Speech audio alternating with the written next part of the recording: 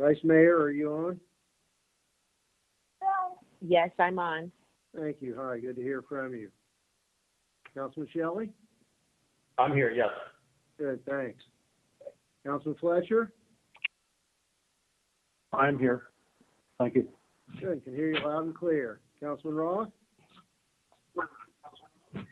Yes, I'm here. Very good, thank you.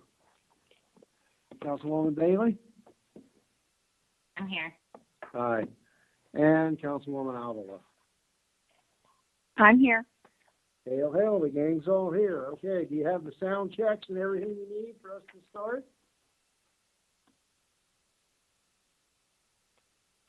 Yeah, we're good to start with the sound.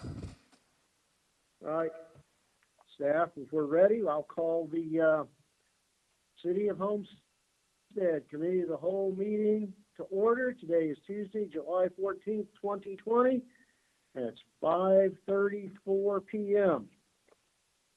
And once again, due to COVID-19, this will be a virtual Committee of the Whole meeting. The city has accepted public comments as part of the meeting, which comments can be emailed to publiccomments@cityofhomestead.com. Public comments on agenda items can be submitted by noon Monday, July 13th, 2020, and will be included in the minutes. Comments are limited to 300 words per comment, and those providing comments should also include your name and address for the record. We'll let the record show that all members of council are present. Madam Manager, are there any additions, deletions, or deferrals? No, Mayor. Thank you. We have a motion to approve the June 9th, 2020 Committee of the Whole minutes. Move it. It's been moved. We have a second for the approval of the June 9th minutes. Second. All right. Do we have any additions or deletions to the minutes or any further comments? None appearing. Is there anyone who wishes to be noted in the record as a no vote for approval? None appearing. The minutes will be reflected as unanimously approved. Next item, tab 2, is a motion to place car number 2902 on the council agenda. This is the CDBG Annual Action Plan for the fiscal year 2020 and 2021. Madam Manager?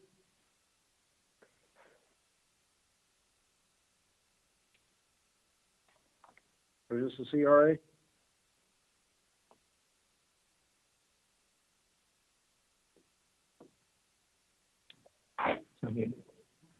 Okay. I think we might have lost Kate here a second. All right. Okay.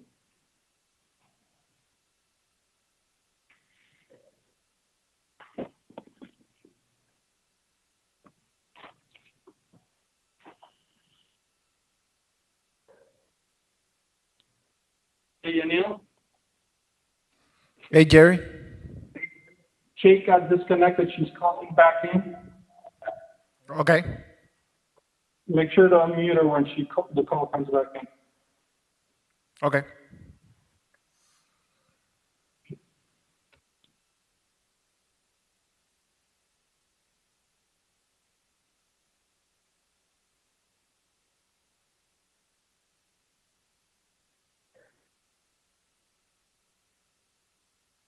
And for the record, we'll hold on just a moment while the manager electronically rejoins the meeting to present item number 2.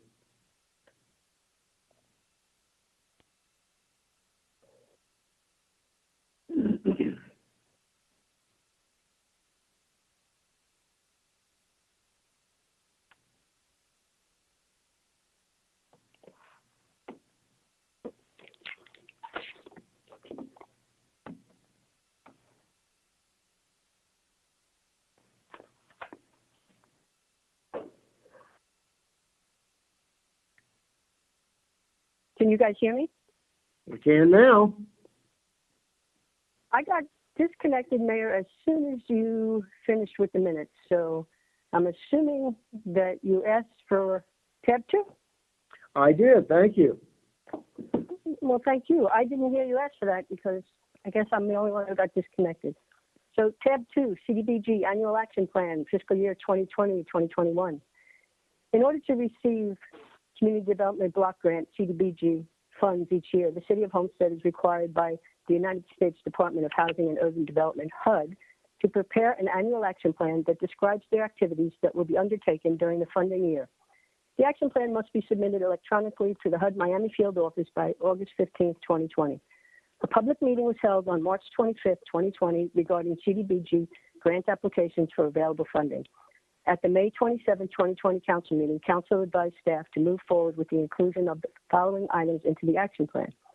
Non-for-profit grants, $43,568 to New Hope Corp., $45,805 to Sunrise Community City Project, $67,139 for renovations to the PAL Gym. Staff recommends that Mayor and Council approve the attached resolution adopting and authorizing the submission of fiscal year 2020-2021 CDBG action plan to HUD for approval and establishing a budget. All right, thank you. Do we have any questions from council? I have a question, Mayor, just 1 second. Sure. Whenever you're ready.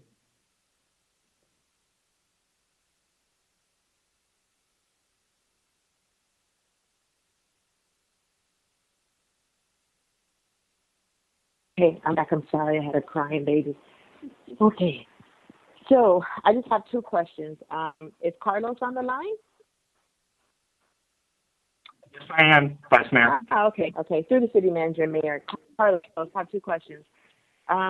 Will we have any unallocated funds from the prior year that we can potentially reprogram? Vice Mayor, I know you've asked for that before. We have not had the opportunity to assemble what those surplus funds would be. I know that is something that you have been asking for and something we need to work on, but as of right now, we have not accounted for that yet. Okay. When can we expect that information? We will try to see if we can assemble something before the end of the fiscal year. Okay. Was that reasonable? Yes, that is reasonable. My next question is, how would the STEM programming look that is included in this annual action plan here in light of the COVID-19 pandemic? Councilwoman, with your permission, I'm going to pass it on to Calvin, who's also on the line, and I know he's been working closer with the group that's actually been currently doing this year's program. Calvin? Okay.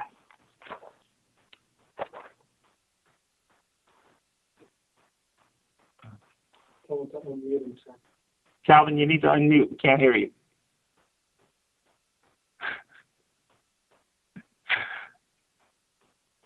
Is he talking? I think he's talking, but I can't hear him. You may have called him. Tell Calvin we can't hear you. Calvin, we still can't hear you. Shows him as unmuted. Okay, can you hear me now? Now we can hear you. Okay.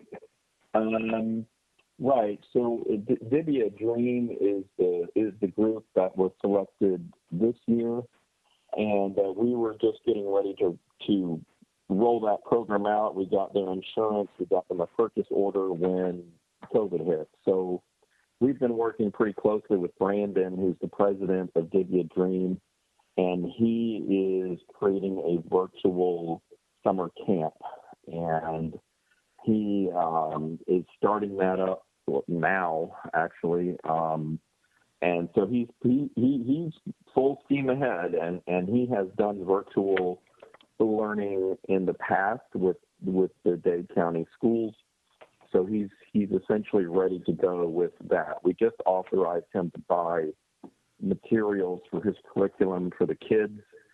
So to answer your question, even this year, it's going to look a little different than it looked as it was originally envisioned, but we're still going full steam ahead. And our intent, if we get the good results we're expecting, our intent is to award Dibia Dream this next year's allocation as well, so we don't have to go back out for procurement, because we procured them with an option to renew so we could save time in procurement. So we're working very closely with them to make sure they can still deliver the program, but in a virtual manner, because obviously this summer in person is impossible, and we still don't know what's going to happen for next month. Thank you for that. Did the funds have to be expended by, was it September? Correct. These funds, because it's public services, public service Right. funds do not roll over. So, yeah, he has to spend all the money he's been allocated this year by the end of September. That's not going to happen. There's going to be No. money left over that's going to roll. So And we won't know be that, penalized and for that, right? So that'll roll over. We can reprogram that'll that. roll over and can be reprogrammed. And no, we're not penalized. We're not penalized for that. No. Okay, I was going to recommend the virtual facilitation of that in light of everything that's going on. With our summer school, with the district summer school this year, it was virtual. And with a lot of our professional development, it's virtual. We don't know what the school year will look like. If we remain in phase 1, which we're in now, will be virtual. If we transition to phase 2, there will be an option for virtual. So it appears as if virtual instruction will be the way to go. And I am encouraged that the infrastructure is there for this program to be facilitated virtually, and I think it can still have the same impact. Thank you. Thank you. Thank you, Vice Mayor. Are there any further questions from council? Yes, please. I had a similar question about the funding for this program. I love our STEM program. I love Dibia. I think that they do an amazing job, but I think that some of our funds might be better used this coming year in helping our schools out, and that's probably not. This isn't the item for that, but I'm glad that they're going to focus on a virtual. I'm sure that it'll be very beneficial. So thank you. Thank you, Councilwoman Bailey. If I can add, Mayor? Sure, Vice Mayor. With the CDBG funds, it would be ideal for it to go directly to school, but there are regulations and requirements for this, and it has to go to nonprofits. PTAs can apply because PTAs are nonprofit, but it would be very difficult for it to be expended in schools. Calvin, if you can chime in on that and just talk about the regulations and the requirements for public service grants. Yeah, it creates some difficulties to give it to interagencies. The issue would be if the school were for schools located specifically in Homestead, serving Homestead residents. If there were a program like Dibia Dream operating in those schools, we could award those funds to the nonprofit working in that school. It gets kind of sticky. Or if Dade County schools, say they had a program just for Homestead kids to do something very specific, then we could entertain that. But providing assistance directly to schools with these funds would create a lot of obstacles. So the best way in my opinion, the best way to tackle that issue is to do it through the nonprofits, like we're doing with Dibia, where you identify specific need and say, okay, we're going to fund your program to do X. So so that's my recommendation on that. So would that be something that we could look at if Dibia was not able to spend everything? Another nonprofit, for example, that could help children with after school or tutoring. You know, I'm very worried that the school year is not going to go. I'm worried about teachers, substitute teachers, and just our students falling behind. So maybe there's an opportunity. My recommendation is that, I'm sorry. My recommendation on that, because getting a nonprofit on board and getting them with the correct insurance and getting a purchase order issued to them is not a small task. My suggestion is that we identify what specific ideas you might have and work with Dibia as our contractor on the ground to fulfill that. Because going out and procuring another provider, you're going to be burning time. And I think Dibia, from what I've seen with Dibia, and I'm not an educational expert by any stripe, but what I've seen from Dibia so far, they seem to be a pretty energetic, agile organization. And so I really want to see how they perform between now and the end of September.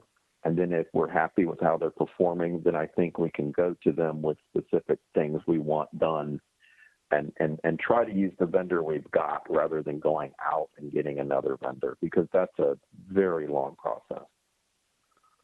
No, definitely. That's exactly what I was going to suggest, that if they weren't able to use all the funds for a STEM program, if we might be able to use them to, we can see what the biggest needs are and see if they're able to help our students with that.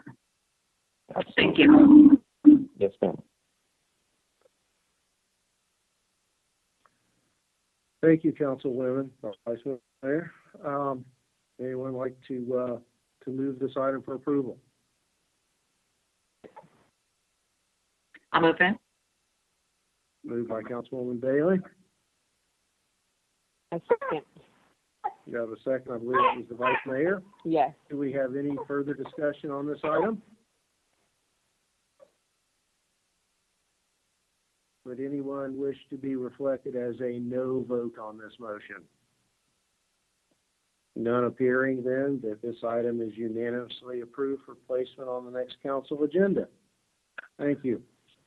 Next item, tab 3, motion to place car number 2929 on the council agenda. See adoption of a proposed operating millage rate and debt millage rate for fiscal year 2021. Is this you, Madam Manager? Yes, Mr. Mayor, thank you.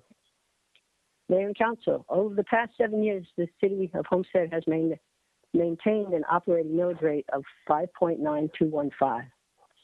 However, this year there are a number of factors that may impact this, including the library tax millage reallocation, possible shared revenues reductions due to COVID-19, and any potential projects or programming as recommended by Mayor and Council.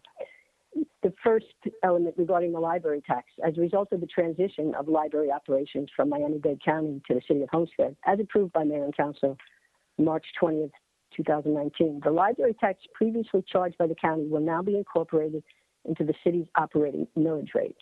The current county millage rate is 0.2840. That will remain the same. It does not create an additional tax burden for the Homestead residents, but the resulting operating millage for the city will be the 5.9215, or the minimum millage, plus the 0.2840 for a millage of 6.2055. And obviously, due to the ongoing COVID-19 pandemic and reduction in shared revenues already seen in this fiscal year, staff is expecting a budget gap. Although maintaining the millage rate at 5.9215 with the obviously increase with the library millage, the increase in property values will generate additional tax revenues to the city of about $1.55 million. However, the potential loss in shared revenues is unknown, and it is expected to wipe this out. As such, a proposed operating millage rate between the minimum of 6.205 and the cap of 10 per $1,000 of assessed value of ad valorem taxation for real and personal property within the City of Homestead. And this reflects the increase between the range of 0.2840 mils and 4.0785 mils from last year's operating millage of 5.9215 mils, and is to be implemented beginning on October 1st, 2020 and ending on September 30th, 2021.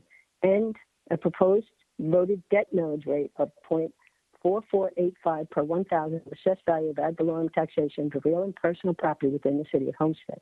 This millage reflects a 0.0315 reduction from last year's debt millage rate of 0.4800 mils, and is to be implemented beginning on October 1st, 2020 and ending on September 30th, 2021.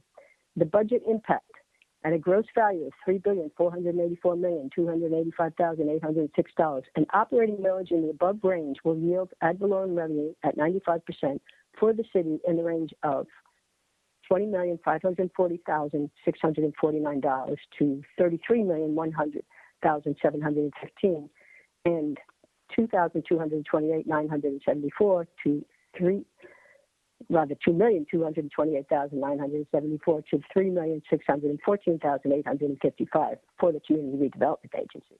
At a gross taxable value of $484,285,806, a debt millage rate of 0.4485 mils will yield revenue at 95% for the debt service of $1,484,567. Section 200.081 Florida statute limits the maximum operating millage rate that municipalities may levy to 10 mils. The tentative first budget hearing date, Tuesday, September 8th, 2020, and the second, September 23rd, 2020. And while the recommendation is to set the millage now between the required 6.2055 and 10, the rate is not final until such time as the final budget hearing in September, at which time the millage can be lowered, and also at which time we should have a much better understanding of the actual gap due to increased revenues, as well as any capital or other improvements that council may want to see in the next budget year. What you cannot do after today is to increase the millage. So whatever you set it at today, later on it can be lowered. It can't be increased. And what you do set today is the amount that will go out on the trend notices. Thank you, Madam Manager. So I'll open it up for questions or comments from council. Who'd like to kick off the conversation?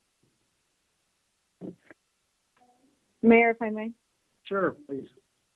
Thank you. So I know that over the last several weeks, we've been in discussions with regards to things we'd like to see happen in, most recently the meeting we had with Vice Mayor, with yourself, and a few other members.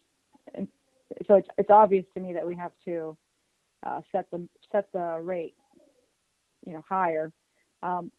I'd like to make room for the necessary purchases of the cameras, but as well as for the staffing of the officers that we all know that we're missing as well.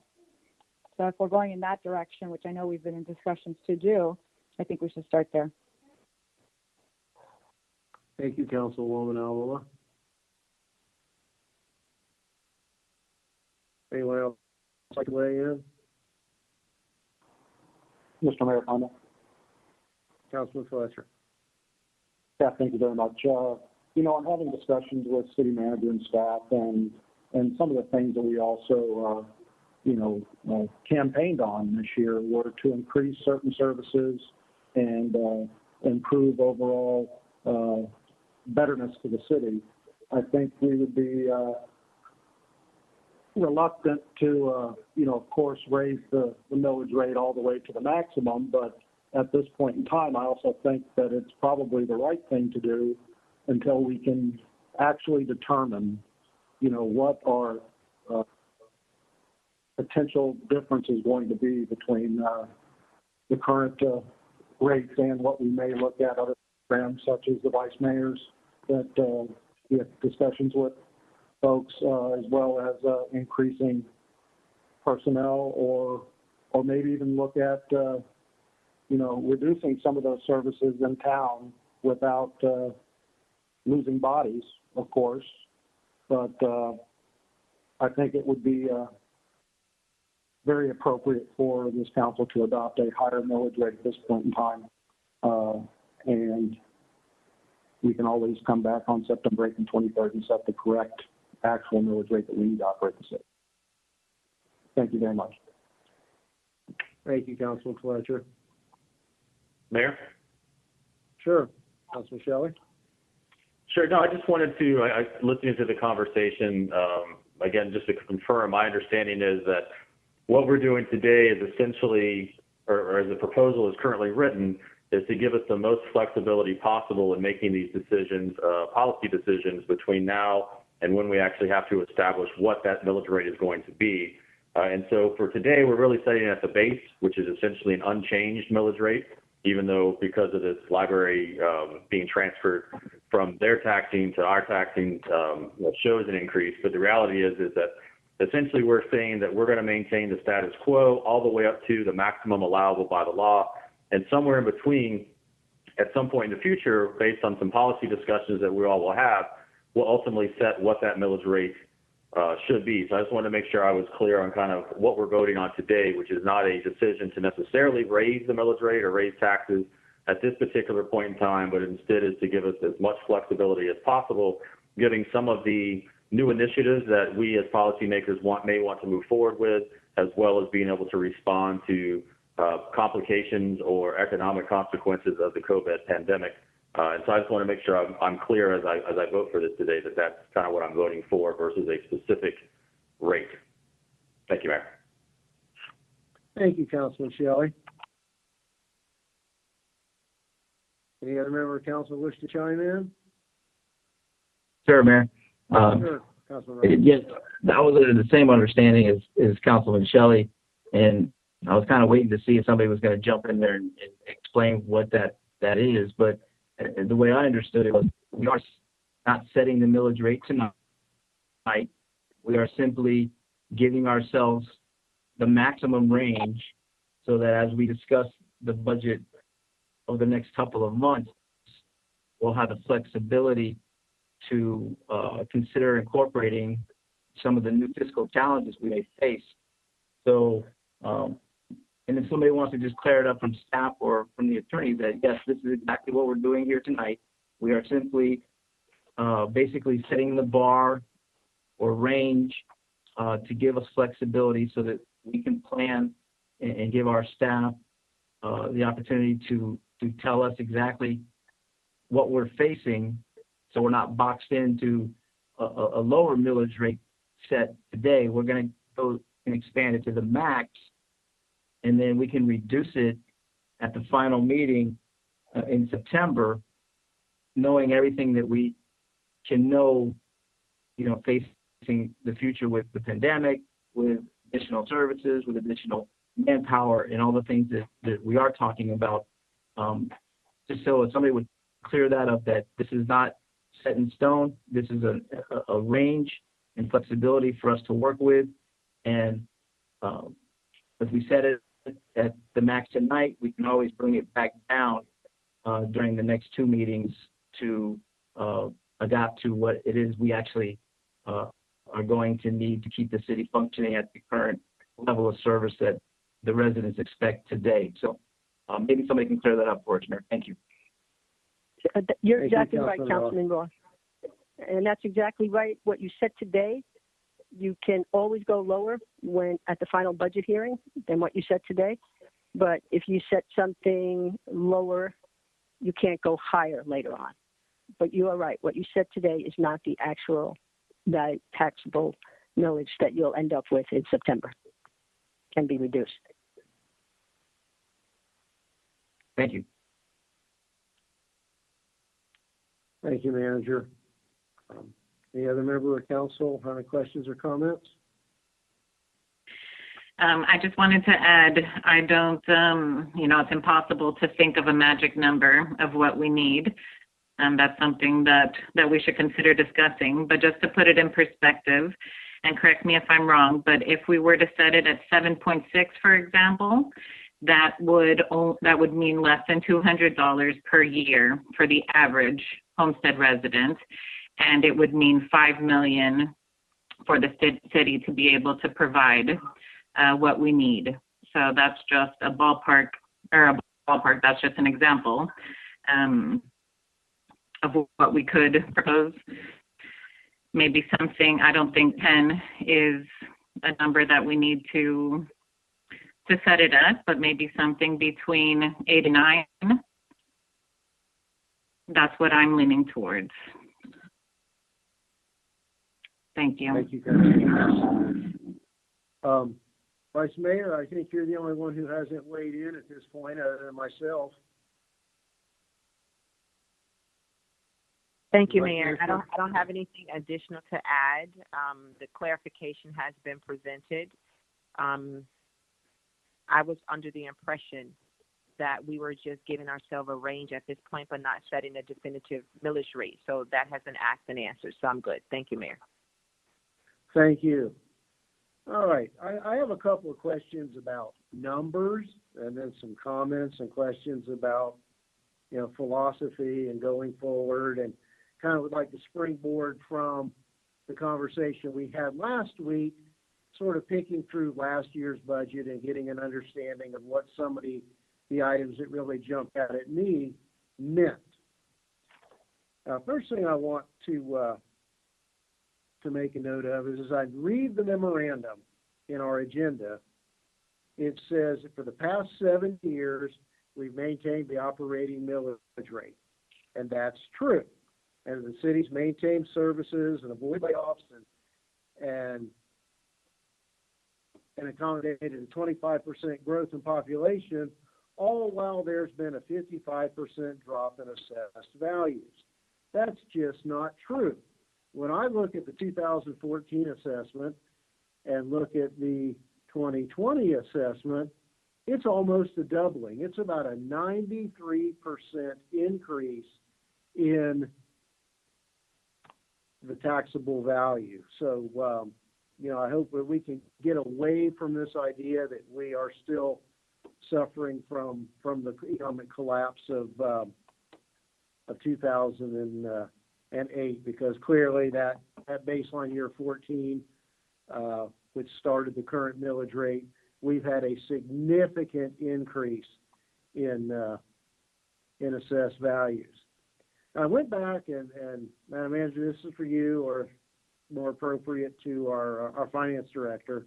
I went back to the 2020 budget and see that our adopted revenues were $15,926,000 and change. And your memorandum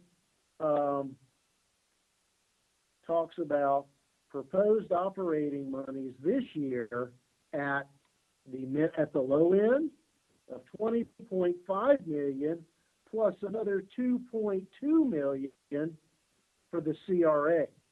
So that's an increase of almost $7 million of revenue from last year.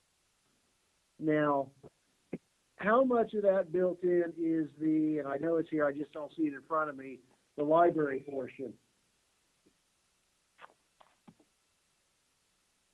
of that base rate that we're looking at? Library portion would be how much? The dollars. Carlos, can you adjust that?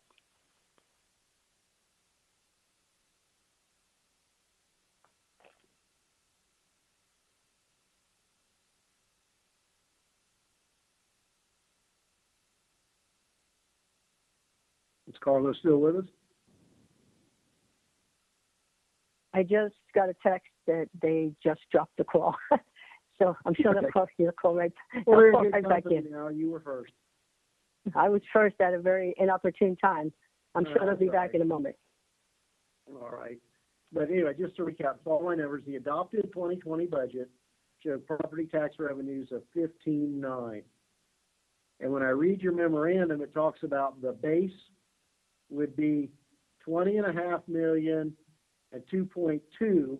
I'm assuming those are combined for the operating and the CRA. So, and I know that the library portion is built into that operating money, but from where I sit, that's almost a $7 million increase in revenue at the base rate. And I see Mr. Perez has joined the meeting again.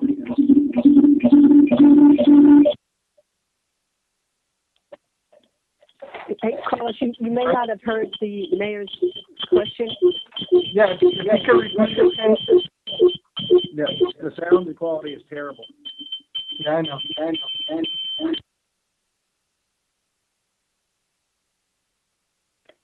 Are you there? I see he muted himself.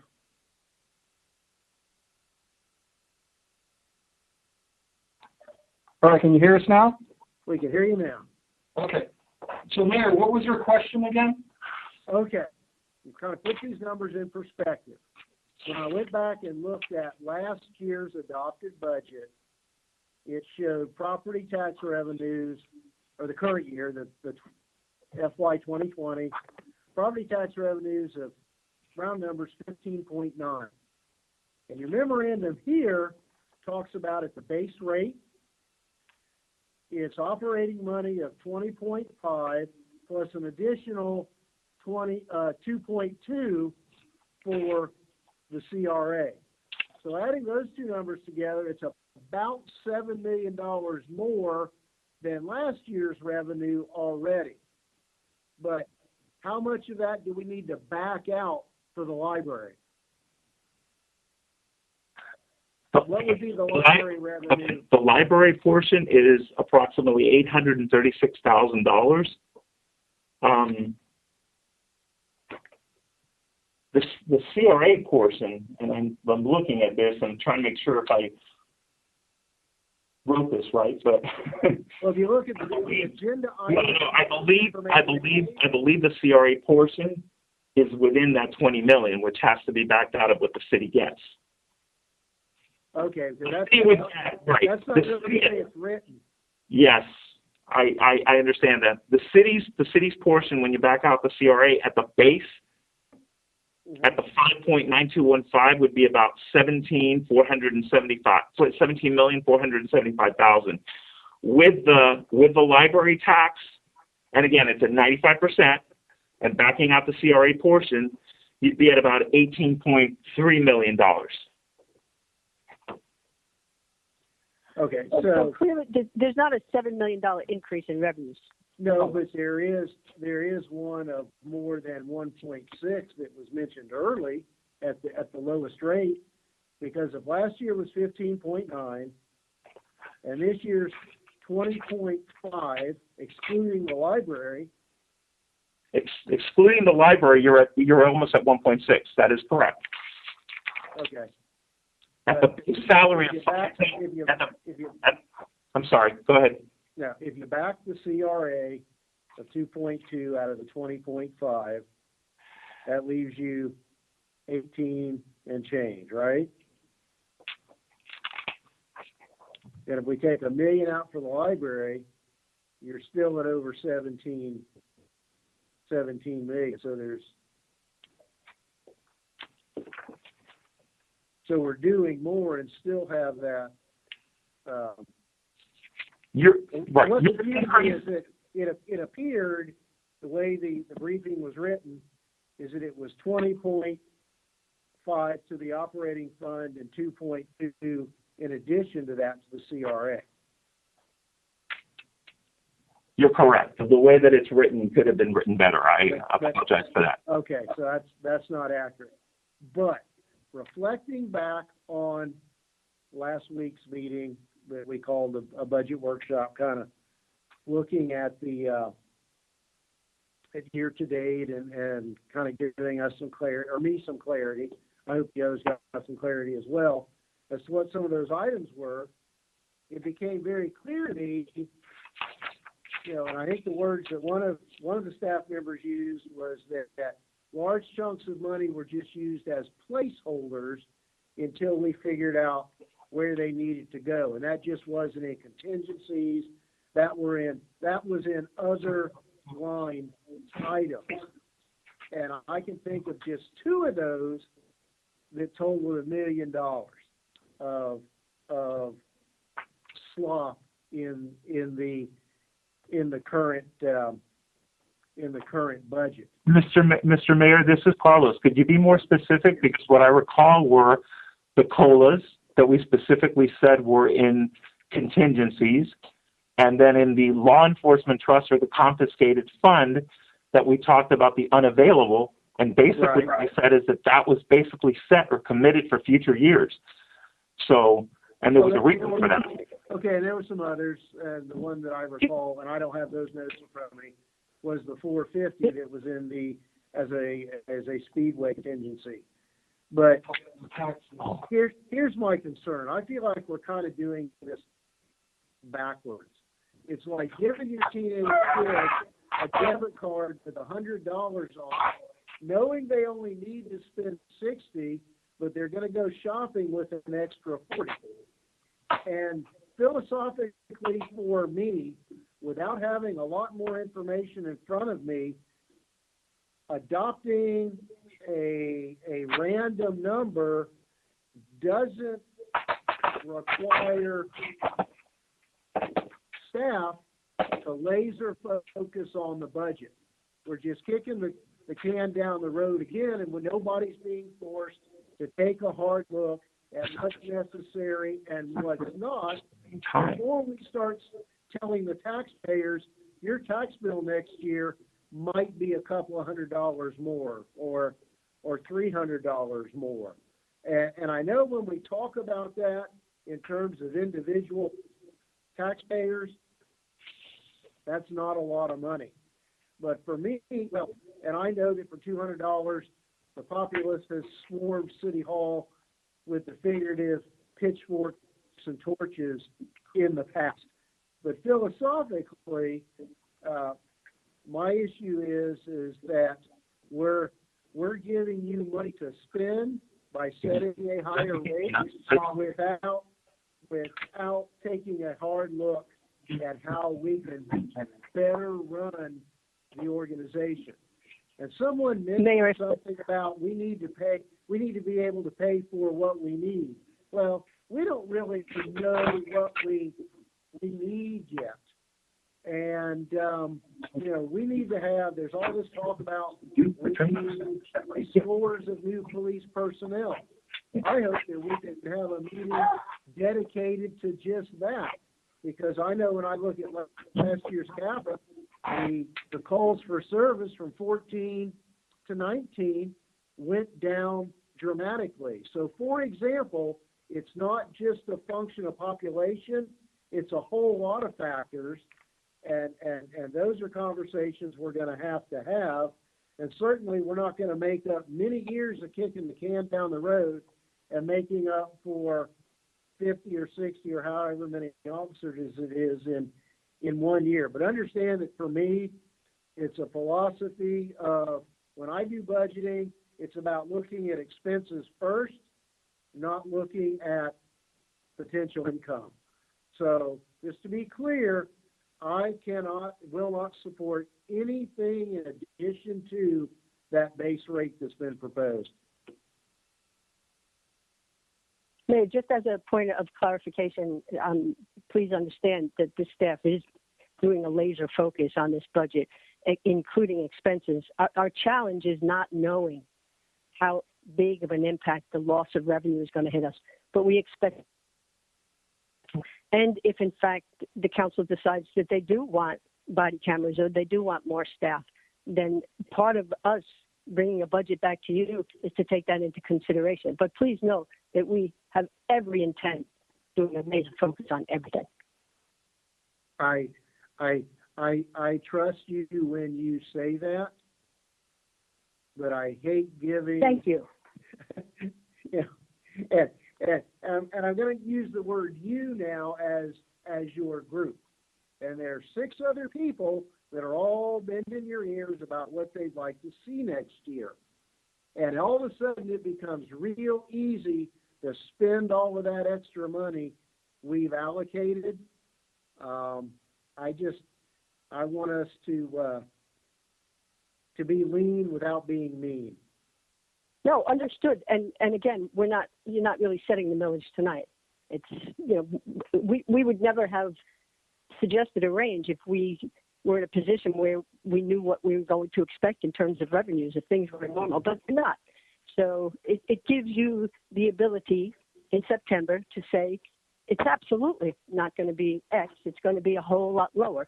But if in September we find out that we have several $1 million of a budget gap, you cannot raise what you do tonight. That's why we set the range. I understand that, but how's that going to look in September? You're going to bring us 3 or 4 different alternative budgets that a millage rate of X will give you this, Y we can do this, and here's the Lexus of everything at 10.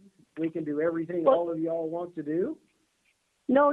I think one of the council people who spoke mentioned, like, over the next several weeks, as we have an understanding of what the council does want. For example, does the council want body cameras? There's a great cost to it. So it would be difficult to do and difficult to understand what we could do without having an understanding of what our gap is going to be. And our time frames here are very, very difficult. And you and I have talked about this CARES Act money it may or may not be coming from the county, and FEMA money that may be coming as a result of past disasters and applying with respect to COVID-19. I just fear that we have too many unknowns, and that we need to be as conservative as possible.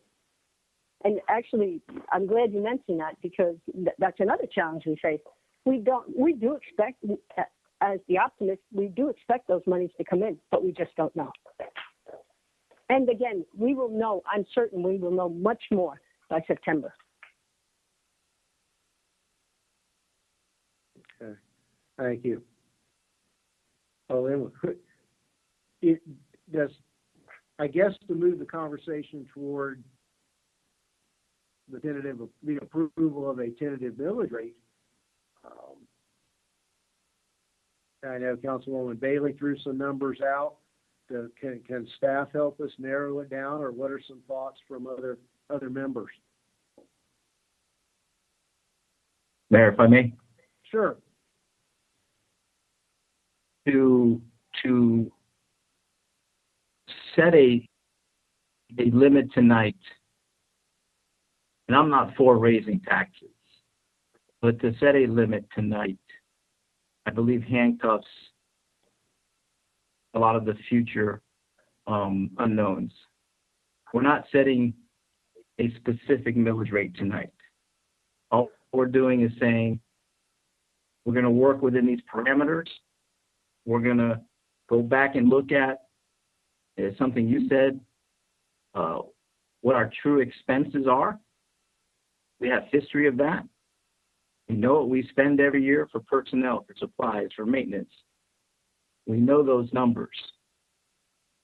It's a very big budget book, and I don't think all of us can comprehend it entirely. And that's why we have the professional staff that we have. But this is not about setting a millage rate tonight. It's just simply giving us options once we learn more of the next few weeks or months, what our shortfalls may be. I'm totally against raising taxes. It's painful for me and for every citizen that's in the city. But if we want our city to survive, and we want our city to prosper, and we want to still provide services that our citizens deserve, we have to give ourselves some flexibility. I'm happy if the mill rate comes in at 6.5, 6.7, 6.8. It won't be at 10 though. That's just unconscionable. You can't raise it to that. But if we chop it tonight, and there is some emergency, we can't do anything about it. And then we have other shortfalls. I understand income and expense. Our finance department, our management staff, they're professionals. They're looking out for us. They're looking out for the city. But we still have those unknowns right now. None of us have ever faced this before. I'm not saying we don't have to go through some pain right now, but this is not about setting a millage rate. This is simply about giving us the flexibility to see what's coming down the path for the future. If we need to have a more defined information on exact expenses, maybe that's something to look at. But as I understand it, we have reserves as well. And a healthy city has reserves. But if we have to tap into those reserves in the future, we become less healthy. So I think that's a consideration as well. So I'm good with giving this thing a chance, moving it forward, and let's explore our options. We've got time. It's not like we got to make the decision tonight. And let's move forward. Let's learn more about what's being proposed, what citizens are asking for, what levels of service we can still perform. But let's not handcuffs ourselves tonight. Thank you for the time. Thank you, Councilman Roth.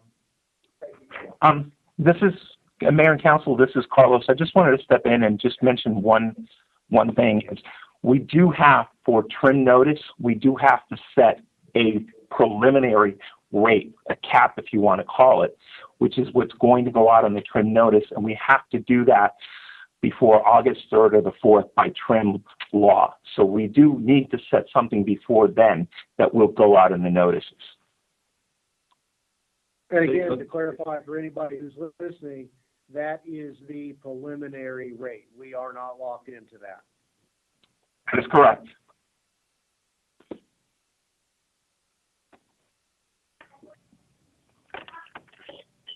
Mayor? Yes. Who wanted to go? Did somebody else want to go?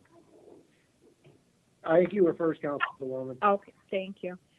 So I have to agree. I think that the feedback we're getting from the community is that there's a lot of things that they want us to take into consideration and to consider to bring forward. And if we cap ourselves too low, then we're not going to be given the opportunity to really explore those options. And I think we owe it to ourselves, the times, and the state that we're in with COVID to give ourselves the room and the flexibility to work with the numbers. And I look forward to being able to crunch the numbers that are already there and seeing where we can reduce the expenses or reduce the amount of money we're letting our staff shop with and being able to reallocate it to other line items. But I think it's still too early. We don't have all the information that we need to be able to say we're not going to exceed 6, we're not going to exceed 7, we're not going to exceed 8. And so I think that by putting on the trim notice, whether, whatever number we do pick, by putting that number on there, it gives the community the writing, black and white. This is what it looks like if we do get the wish list done. And then we can take the time to have more workshops, more meetings, do our due diligence to break that down and try to get it as low as possible while still achieving as much as we want to do. So I think I like the idea of setting it higher than lower so we're not, cutting off our options too soon. Thank you, Councilwoman. Was that you, Mr. Shelley, that wanted to chime in? It was, Mayor, yes. Go for it. Thank you. Listening to everyone talk, I would be uncomfortable tonight setting some sort of specific millage rate. I don't think we have enough information in front of us. I don't think staff even has enough information yet in their hands to even discuss with us what a proper millage rate might be. I think that's the reason for the range, starting at what the millage rate currently is, going up to a maximum rate, which I don't think anybody really has any intention of hoping never having to get there, but knowing that nobody really knows exactly what this COVID damage is going to do. I know prior to being elected in 2009, I think that the normal way in which this process ran was that they always proposed 10 mils. I think it always came as the highest possible rate. It went through the preliminary process. The budget was made based on discussion, and then ultimately a formal official millage rate was set as part of the final budget process. I know in 2009, some of that changed, partly just for politics purposes. I think the idea was sending a message to the public that we had no intentions of raising the millage rate and or raising taxes. And so I think that the majority at that time had decided to start setting the millage rate at the same rate that it currently was as a way of not causing confusion or causing concerns by the community that their taxes were going to go up, because as Carlos stated, in the trim notice, it will show 10 mils and it will show what that effect is monetarily for those residents, and they likely will become upset. They likely will not like that fact and not fully understand the process. And so some of that was done, and I was okay with it over the last couple of years because I really had no intentions of raising that millage rate. My intention at that point was to try to find a way to cut current expenses to stay within the means that we had currently set. Unfortunately, given COVID, I don't know that even I can hold that line, despite my efforts to intend to try, but knowing that there are some real issues here, there are some real monetary issues here, not of our causing, but of outside forces, and that's going to require us to have to potentially change that millage rate in order to make ends meet, assuming our reserves or some other creative methodology can't be employed. So I support the range.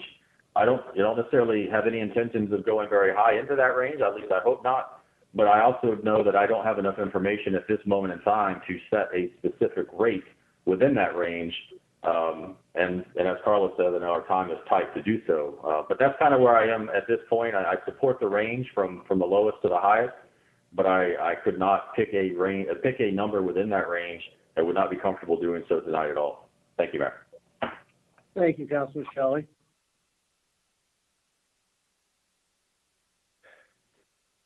Would anyone like to step out on the ledge and move a specific millage rate?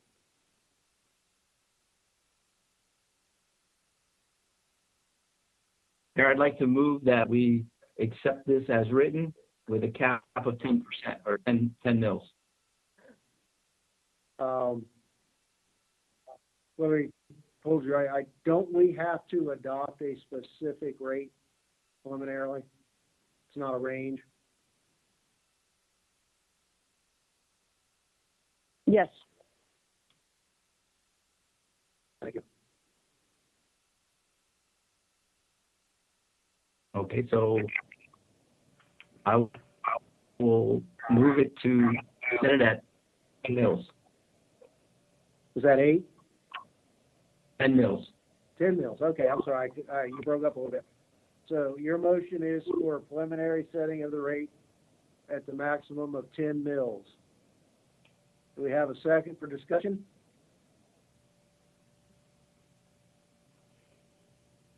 I'll second. All right, we have a second by Councilman Shelley. Any discussion on the motion preliminarily setting a rate at 10 mils?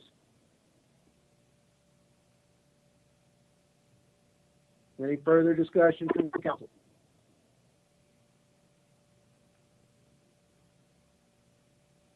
Kind of delaying because I knew the other day some of you couldn't chime in at the end, so I'm trying to kind of let some time lapse in case anybody wants to chime in.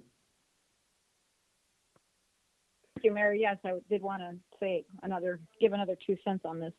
I want to say that I think it's appropriate. I think we're making the right choice in giving ourselves the room to come back and continue to work on these numbers.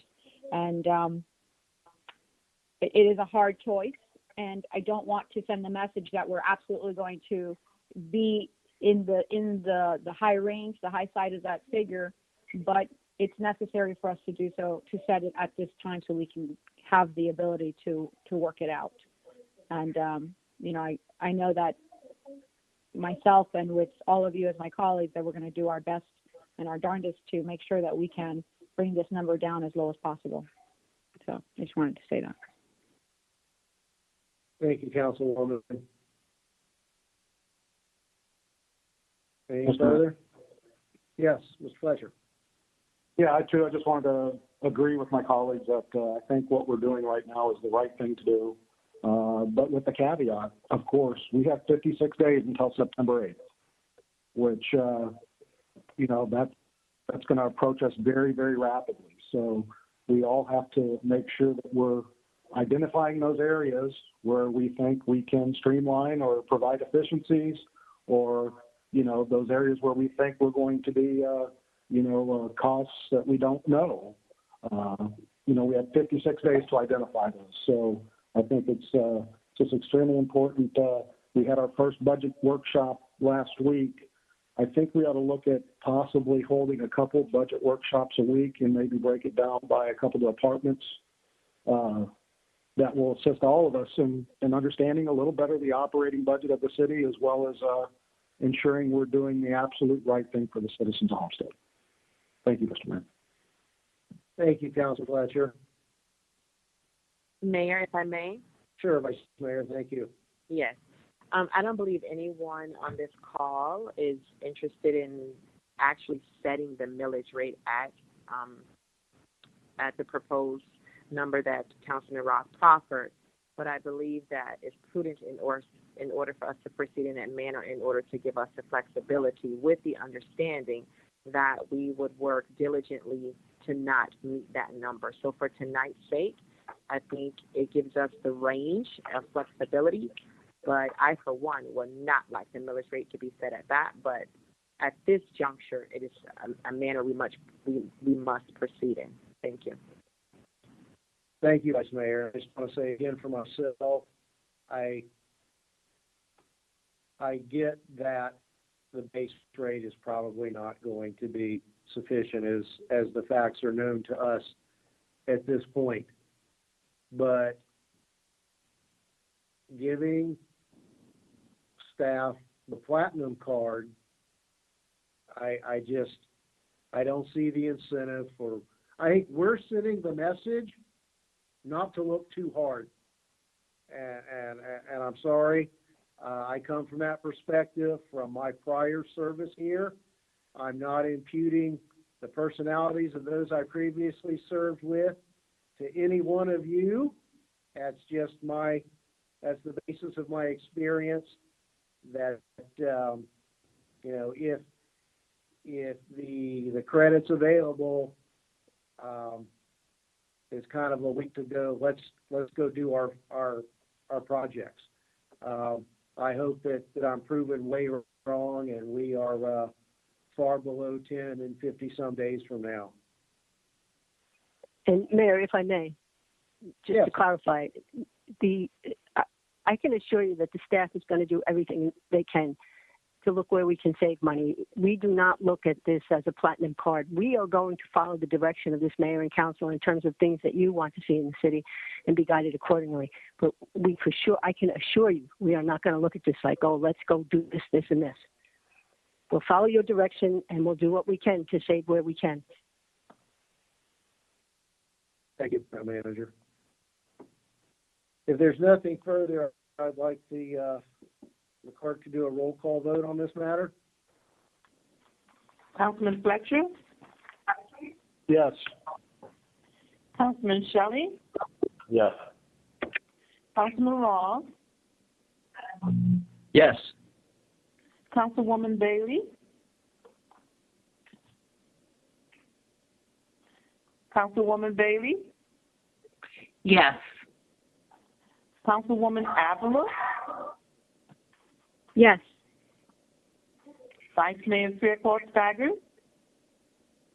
Yes. Mayor Losner?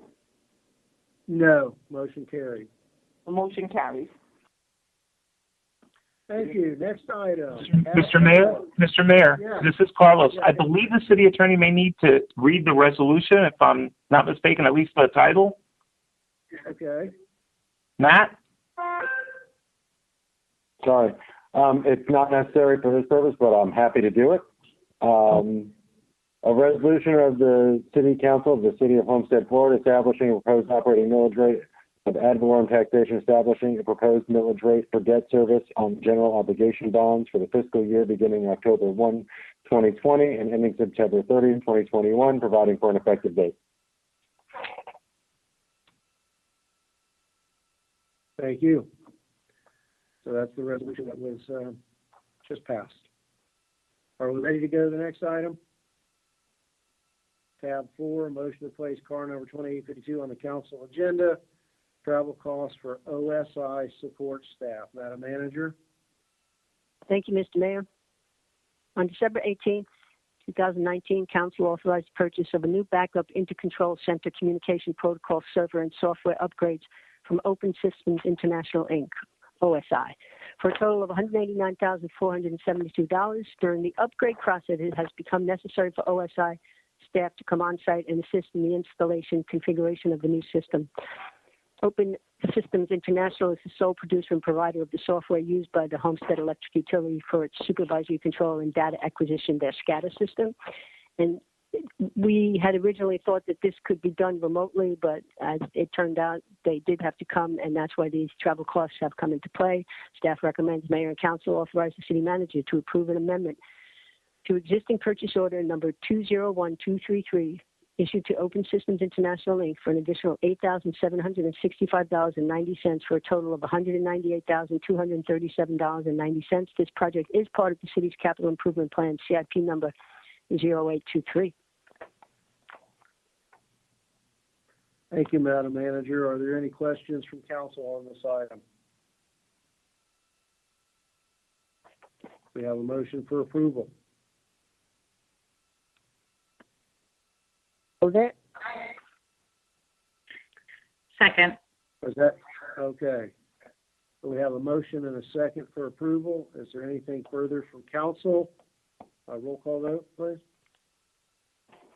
Councilman Ross, Yes. Councilwoman Bailey, Yes. Councilwoman Avila, Yes. Councilman Fletcher, Yes. Councilman Shelley, Yes. Vice Mayor Fairclough Staggers, Yes. Mayor Losner. Yes. The motion carries. Motion carries. Thank you. Next item, tab 5, motion to place car number 2922 on council agenda, the AECom proposal. Is this you, Madam Manager, or the Utilities Director? This is me, Mayor. I can read it into the record. Thank you. As electrical demand continues to grow in the city, the main electrical circuits in the northeast portion of the HPS Energy territory are within 5 years of reaching their maximum capacity. In order to increase capacity, flexibility, and maintain reliability of the electrical grid, it is necessary to build a new electrical substation in the northeast portion of the territory. The award of this contract will allow the city to begin the process of developing the conceptual design and technical specifications needed to bid out and construct a new electrical substation. On January 17, 2020, City purchased a parcel located at 15970 Southwest 296th Street and has 3 years from the date of closing to have a permit in place for the construction of the substation. Staff recommends that Mayor and Council approve the attached resolution authorizing the City Manager to enter into an agreement with AECom Technical Services, Inc., pursuant to RFQ 201502, Professional Architectural Engineering Services for the conceptual design, technical specifications, assistance with the bidding, and construction support of a new electrical substation for a total not to exceed $210,135.50. This project is part of the city's capital improvement plan, CIP number 0960. Thank you, Madam Manager. And just to clarify, this is for just design services for the substation that's necessary. Mr. Mayor, this Yes. is this is for engineering, procurement, and construction, Okay. and we would be beginning the design portion, yes, next year. But it's actually for the entire EPC process. Okay. All right. Thank you for that clarification. Any further from council? We have a motion for approval of this item. Move it. Moved by Councilwoman Bailey. I'll second it. A second by Councilman Roth. Anything further from council? Do we need to read the resolution on this one? No, sir. Okay. All right. Roll call vote, please. Councilwoman Bailey, Yes. Councilman Ross, Yes. Councilwoman Avila, Yes. Councilman Fletcher, Yes. Councilman Shelley, Yes. Vice Mayor Fairclough Staggers, Yes. Mayor Losner. Yes. The motion carries. Thank you.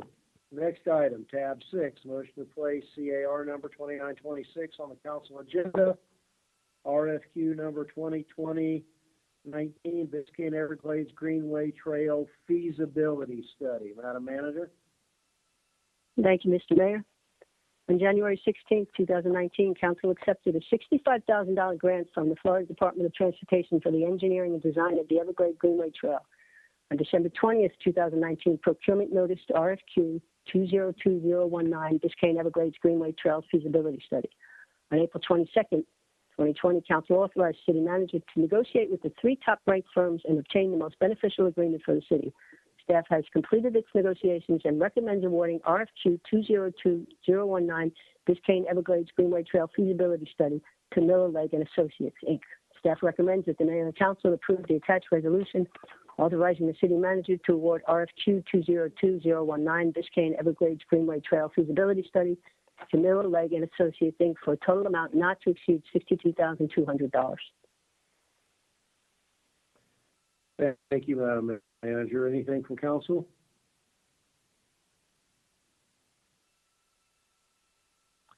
I think this is a project that's been going on for quite some time that passes through the city on its way from Biscayne National Park out to Everglades National Park, correct? And this is solely for, I think it's a 6-mile segment that crosses through the city of Homestead. Actually, the entire, and Pedro, you can correct me if I'm wrong, the entire 6 miles through the city includes the east and the west side, Pedro? Because this portion there is just for the west side of this trail. It's a 23-mile total trail and 6 miles within the city of Homestead. All right, so this is only a portion of that 6 miles. Yes, this is the last part of it, because the east part of this Pedro, you can provide the details, but the east part of it is we're getting ready to award to actually get going on it. We're well beyond the feasibility stage, correct? Correct. So the eastern portion, the 3 miles that's going to go along the canal, we already have a permit, and we're getting ready to put out the RFP for that one, and we have all the grant funding available for construction. This would be the feasibility study for the western side, so the remaining 3 miles that is mainly going to be share the road, and they're going to identify, I guess, the safest and preferred route to cross the downtown area, basically cross US 1 and go down Maury until the unincorporated, Dade County picks it up again.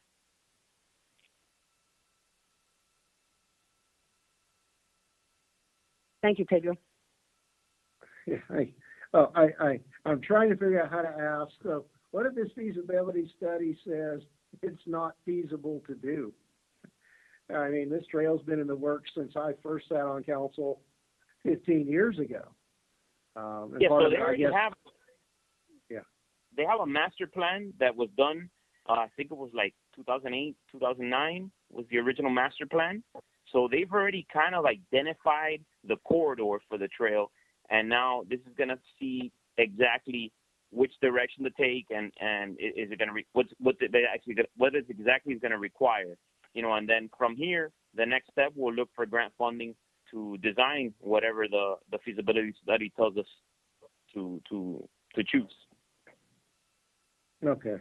It's just, I'm going to assume this is a condition to the funding for the actual construction, and I know this is being paid for by a grant, but it's mind-boggling that a feasibility study to go out and walk around and figure out where you're going to put this trail exactly is going to cost $15,000 to $20,000 a mile just for that work.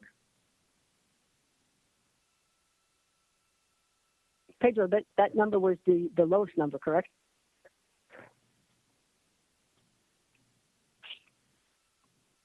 Correct. Wow. I guess we're all in the wrong business. All right. Do we have anything further from council? A motion to approve? I'll move it. All right. We have a motion to approve by Councilman Avila. Second. Second from Councilman Shelley. I was thinking you would weigh in. You've been I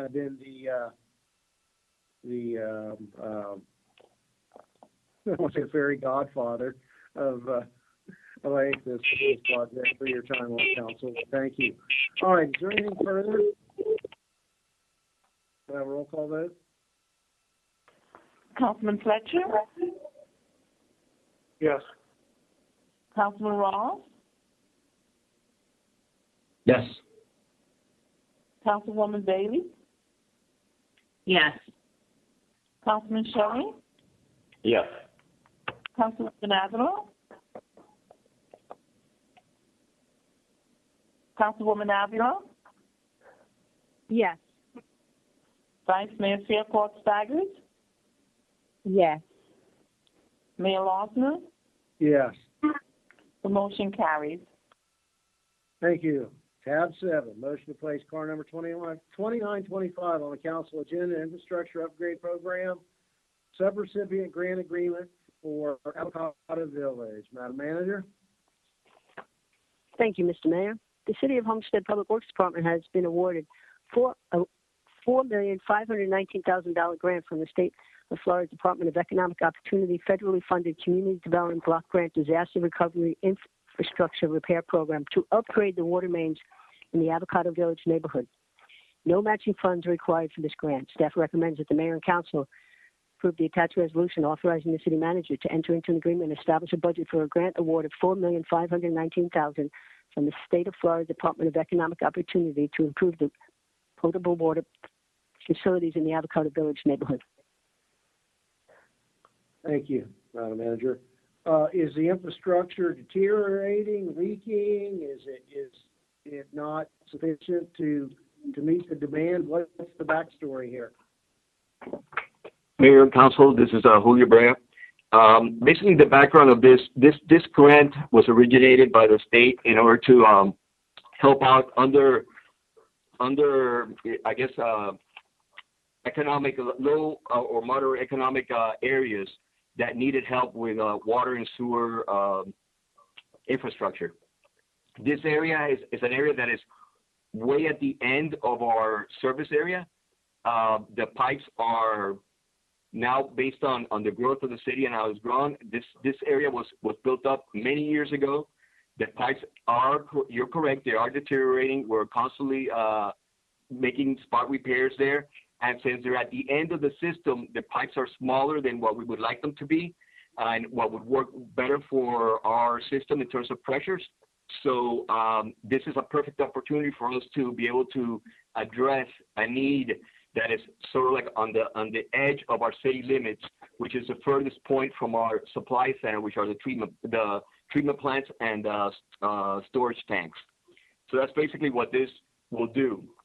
And getting this grant, what it does is it allows us now to go to the next step, which is basically go through the procurement process to select an engineering firm to be able to like now do the exact test and come up with a scope that will meet what is needed to be done there. Well, thank you, Julio. Question though, and it's thinking out loud. When that was done, that was at the end of the world. There used to be a crop dusting field there before most of my colleagues on council were born. But be that as it may, there's still vacant land to the west of that that's in the city limits that will one day be developed. Is there any mechanism to recapture that expenditure as that development takes place? Or is that just simply through impact fees? Well, that would be through impact fees, and usually those, when there's a new development that comes on board, the developer is responsible for whatever improvements need to be done for the system that, you know, based on their impact to the existing system. What this grant allows us to do is to make sure that our system says, you're right, you know, it's at the edge of our current service area, and there might be some other developments that spring up beyond it, and these pipes wouldn't be the right size for that either. So it kind of serves, in a way, it solves two problems, because if the city decides to grow, these pipes in the ground would not be big enough to handle the capacity. Well, whose responsibility would that be if there was a developer for that portion to the west? If there's so the way it works out, this is a grant, so we're not spending any city monies on it. We would make the system large enough to be able to bring up the pressures to this area to an acceptable level, and also to basically replace these pipes that have been there, like you said, for many, many years, and bring them up to today's standards in terms of, you know, quality of materials, et cetera, because materials have changed from when these pipes were installed many years ago to what we use now. If a developer comes on board beyond that, at that point, it's really up to the city to decide, well, you know, part of your system or your new development impacted our existing system in a certain way, and we could recoup some of that if we wanted to. That is a possibility, absolutely, yes. Okay, just thinking, we had an extensive budget conversation earlier, and those are things we just really, I think, need to be more mindful of in the future. Thank you. You're absolutely right. You're absolutely right. You're absolutely right. Thank you. Council? Me? Sure, Mr. Ross. Thank you. Julio, question. How did the city become aware of this grant? This was through our grant consultant that we have that basically their job is to search for available grants from federal, state, county, from anywhere that there's grants available. And what we do is they identify certain possible grants that we could maybe work on. And this one, just jumped out in terms of it met the exact need that we needed for that area. So that was a result of that, basically that consultant that we use.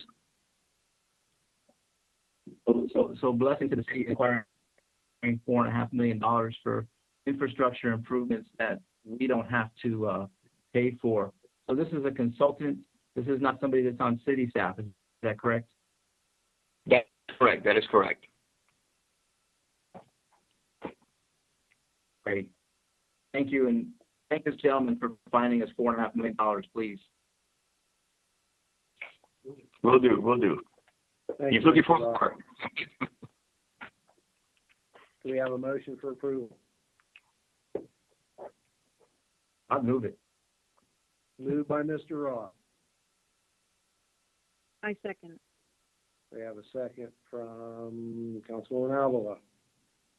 Any further discussion? A roll call vote? Councilman Shelley? Yes. Councilman Fletcher? Yes. Councilman Ross? Yes. Councilwoman Bailey?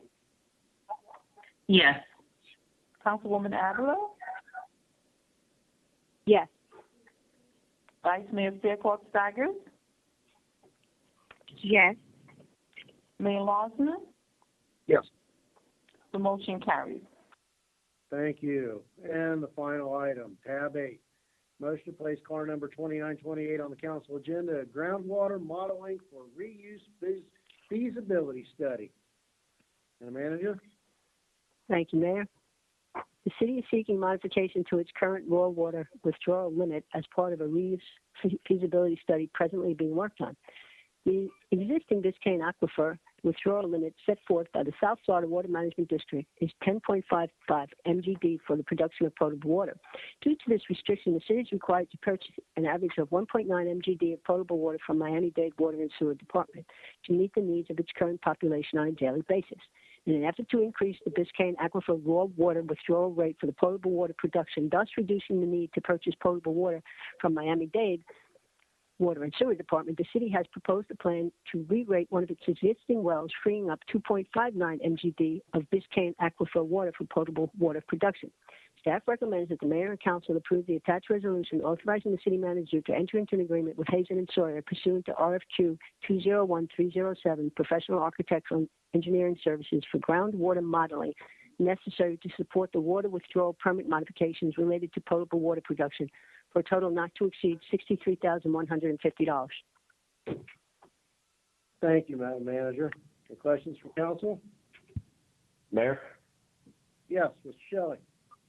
Yes, question, or not so much a question. I actually had it answered by Julio by phone, but I think I just wanted to draw everybody's attention, which was my question to Julio earlier today was whether or not going forward with this project would free up enough gallons that would then allow us to increase our water pressure. That's one of the things that a lot of us have had issues with. I know I always like race weekend because for those 3 days I actually have real water pressure at my house to wash cars and take showers and everything else in between.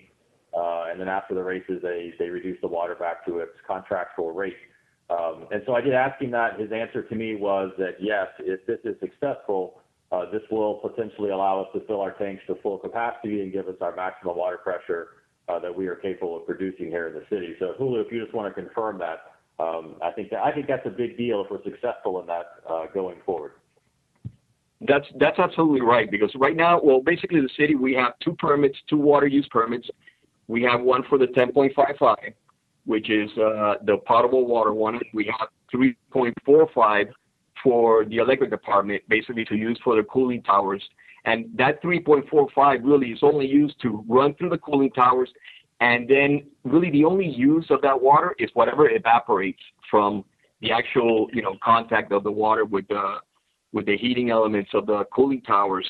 So the rest of the water goes right down into basically the ground, but we don't get any credit for that water going back down. What this study will do is we'll capture whatever the electric department is not using, whatever is left, we could get credits for that by, properly recharging the aquifer with that unused or returned water to the ground. And in essence, what it does, if we can do that and not have to then pay the county to buy their water, it allows us to use our pumps, our existing pumps, which, by the way, have a capacity of over 16 million gallons per day, but we're kind of restricted to the 10.55 that the South Florida Water Management District has us under. So we'll be able to use our system the way it was designed and be able to fill up the tanks to full capacity, basically, and give us that extra elevation of water, which would then provide that pressure, that additional pressure, which would basically run its course throughout the city system. So, long answer to your question, but yes, it would definitely increase the pressure conditions throughout the city, not just in your area, but everywhere. Thank you, Matt. Thank you, Councilman Shelley. Thank you, Julio. Let me jump in here on a related note, though. If this is accomplished, it gives us a cushion of 0.6. What kind of development is that going to accommodate? And I'm asking this question based on the assumption that with all of these concurrency allocations that exist on the east side, I guess taking a jump forward, that 1.9 that we had to buy from the county was as a result of we don't have enough water allocation to serve our current development. Is that correct? Well, it's the way the South Florida Water Management District looks at allocations. They don't look at it per utility. They look at it on a regional basis. So what they do is they if you can visualize, there's a bucket of water which is called the Biscayne Aquifer. They set that bucket of water at a certain capacity, a certain level, and everybody in the region, that would include the city of Homestead, Miami-Dade County, and whoever else within the Dade County area has wells to feed their water system. The aggregate of all those usages can only go to a certain level and not beyond. So what happened to the city years ago, I would say probably before I even started here, many years ago, the city was fine. We had the 16 million gallons per day capacity, and we were rated at that level, and we could use all of it if we wanted to. But as the district started restricting the use of the Biscayne Aquifer, in other words, they wanted to force utilities, if they needed to have more water, to go to a deeper source of water. In this case, it would be the salt water. It would be basically like a salty water. It would be like salty water, so it would require additional treatment and a lot more cost. So in essence, in the city, we were dropped to 10.55 from a regional point of view, and pretty much everybody in the area was dropped. And if we needed to buy more, if we needed to use more water, what we have is, and this is what the district wants to encourage, is to have abutting utilities to basically share that total allocation. In this case, the county has some added allocation that they're not using, and we have a connection with them, which that connection is over on the east side, like you mentioned, it's on the east side, and that connection allows water to go in both directions. It can go towards the city or it can go towards the county, and it's metered so that we both know who's using and who's providing at any point. And so, in essence, when you balance that out, it comes out that we are at about 1.9 million gallons per day that we purchase from them. And the price is not a bad price for what we're paying. It's pretty much very similar to, and it's built into our rates, so it's very similar. But this would allow us to have more control over that, and would allow us to then be able to impact our costs more efficiently by not having to rely on whatever the county decides to, whether they want to raise their rates to the bulk users or not. So that's something that this would help out in as well. But in essence, we have water for any new municipality. It's just where it comes from is the only difference, whether it comes from our own wells or from the county's wells. But they are capacity that we have. Well, how long ago was our capacity reduced? Oh, that was, this 10.55 was reduced, I would say it was 2007 or 8 since then, and it's been capped at that level. All right. Since then. So it's non-negotiable in a sense. No, I get that. But in effect, we've outgrown our allocation. The number of businesses, the number of houses here more than consume what we've been allocated. And yes, I get we can buy it from somebody else. You're right. Our personal allocation, yes, is at 10.55, and it hasn't changed. And it probably that will only change with something like this, where we're able to redirect waters that are being accounted as a capacity that we have. And if we can recharge the system with that, we get that credit back. So in essence, it would take that 10.55 and raise it by whatever credits we get. It would increase that 10.55. Which is, that we're already building in a cushion of 0.6, or I guess 600,000 gallons a day, right? Plus whatever credit we get from the return of what's not used for cooling into the aquifer. Correct. That is correct. Yes, and it's just a math equation. It's just what you're allowed to take out, and if you're allowed to put some of it back in, then you get to take that out again, basically, in a sense. For example, our wastewater treatment plant, all our effluent, our treated effluent, is treated to better quality than canal water, and that goes back into the aquifer. And we do get credit, full 100% credit for that water. So from our point of view, we're doing as much as we can in terms of recharging. We get 100% credit for whatever we treat through the wastewater treatment plant, and that is taken into account already in the 10.55. Okay. Yeah. Now, question though, and this may bring in your colleagues in the utility department. Okay, so there was that allocation to that cooling well. It's going to be reduced down to 25% of what it was.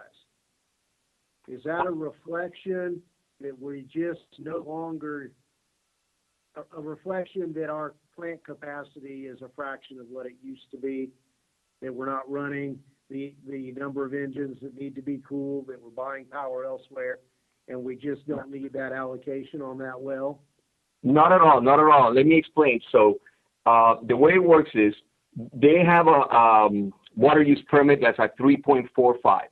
That was set also many years ago. They may be well pumping the 3.45 through the system, but whatever goes back into the ground, then that gets subtracted from the 3.45, and it gives us an availability to use it elsewhere. So we're still getting the same amount of water into their system, and whatever they return back into the ground is what we can then get credits for. So this, at the end of the day, this would have a meter both before the electric utility plant and one after, and it will take the difference between the two, and that's the credit that we will get, for using elsewhere. So it doesn't reduce the amount of water that the electric utility is using. What it does is it gives us credit for what they don't use and goes back into the ground. It sounds like we're getting zero return credit now on that. We're getting zero return credit right now, exactly. And this allows us to get that credit back. Okay. And I'm sure that's more than anybody who might be watching this meeting ever wanted to know about that. So if there are no further questions from council, do we have a motion for approval on this one?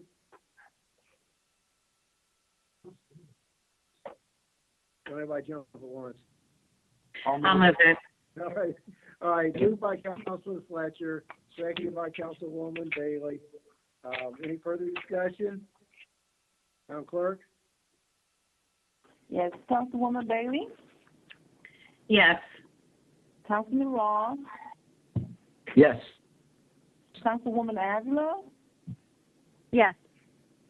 Councilman Shelley, Yes. Councilman Fletcher, Yes. Vice Mayor Fairclough Staggers, Yes. Mayor Losner. Yes. The motion carries. Thank you. Anything further, Madam Manager? No, thank you, Mr. Mayor. Nothing from the attorneys? Sorry, no, sir. Okay. Nothing further from council. We'll entertain a motion to adjourn and look forward to being with most of you on Thursday afternoon. Do we have a motion to adjourn? Motion. Moved by Councilwoman Avila. Second. Have a great night. Seconded by Councilwoman. Thank you all. All in favor? Bye. Thank you. Meeting adjourned.